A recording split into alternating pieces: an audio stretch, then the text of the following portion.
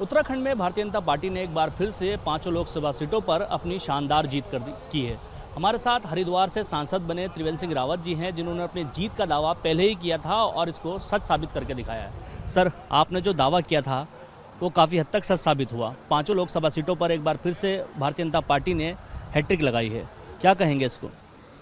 देखिए, तो माननीय प्रधानमंत्री जी पर उत्तराखंड की जनता का, उत्तराखंड के मतदाताओं का सीधा सीधा जो विश्वास है, उसी का परिणाम है कि हम 5 लोकसभा जीत पाने में यहाँ पर सफल रहे हैं। 10 वर्षों की जो उपलब्धियाँ जो उत्तराखंड को माननीय प्रधानमंत्री जी ने दिया है, जो यहाँ के लिए किया है, जनता ने एक तरह से उनकी उत्तराखंड से जो उनका लगाव है, उत्तराखंड के लिए जो उन्होंने काम किए, उस पर अपनी एक मोहर लगाने का काम किया है कि हम आपके साथ खड़े हैं।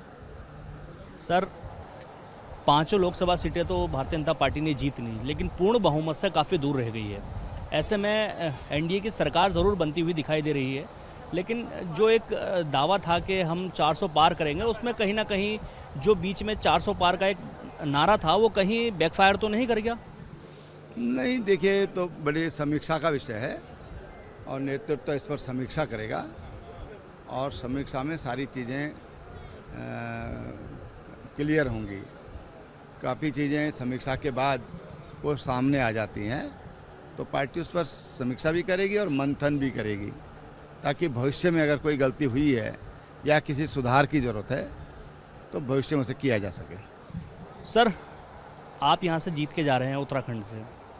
आपने कई तरह की बातें कही हरिद्वार को लेकर के, उसमें जो आपका रोड मैप है उसको लेकर के कैसे काम करने का इरादा है आपका हरिद्वार को लेकर के? देखिए, अभी तो हमने एक मोटी एक डेवलपमेंट की दृष्टि से जो हमको महसूस हुआ, उन विषयों पर हमने बातचीत किया। अपने लोकसभा चुनाव में लोगों से वायदे भी किए हैं, लेकिन अब उसके बारे में विस्तृत चर्चा करेंगे हम अपने कार्यकर्ताओं के साथ बैठ कर के, और जो उसके विषय के जानकार हैं, यानी कि विशेषज्ञ हैं उन विषयों के, उनसे बातचीत करके और हम वहाँ के लिए एक अपना एजेंडा फिक्स करेंगे, अपनी प्राथमिकता फिक्स करेंगे। क्योंकि फ़िलहाल मुझे लगता है कि पर्यटन की दृष्टि से, धार्मिक पर्यटन की दृष्टि से हरिद्वार और इसके जैसे महत्वपूर्ण क्षेत्र हमारी लोकसभा में है। इंडस्ट्रियल डेवलपमेंट काफ़ी हरिद्वार में है, BHL है वहाँ पर, तमाम इंडस्ट्री वहाँ पर है, MSME वहाँ पर है, और किसान है, बड़ी संख्या में किसान वहाँ पर है। तो इन 3-4 जो विषय हैं जो हमारे सामने, उन पर हम योजना उसके लिए हम बनाएंगे और प्राथमिकता के आधार पर आगे काम करेंगे। सर, मेरा एक आखिरी सवाल है। 5 लोकसभा सीटें तो उत्तराखंड में आज जीत ली भाजपा ने, लेकिन जो उसका वोट परसेंटेज था वो पिछली बार के मुकाबले थोड़ा कम हो गया है, और जो एक लक्ष्य रखा गया था उस लक्ष्य से की प्राप्ति नहीं हो पाई ठीक से।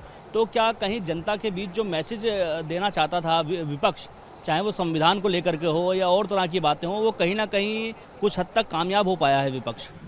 ये सब चीज़ें समीक्षा के बाद सामने आ जाएंगी। हमारे साथ बात करने के लिए त्रिवेंद्र सिंह रावत जी थे, जिन्होंने अपनी प्राथमिकता बताई।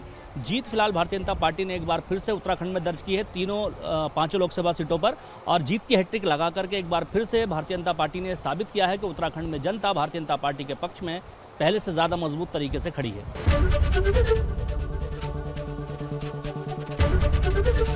ABP गंगा, खबर आपकी, जुबान आपकी।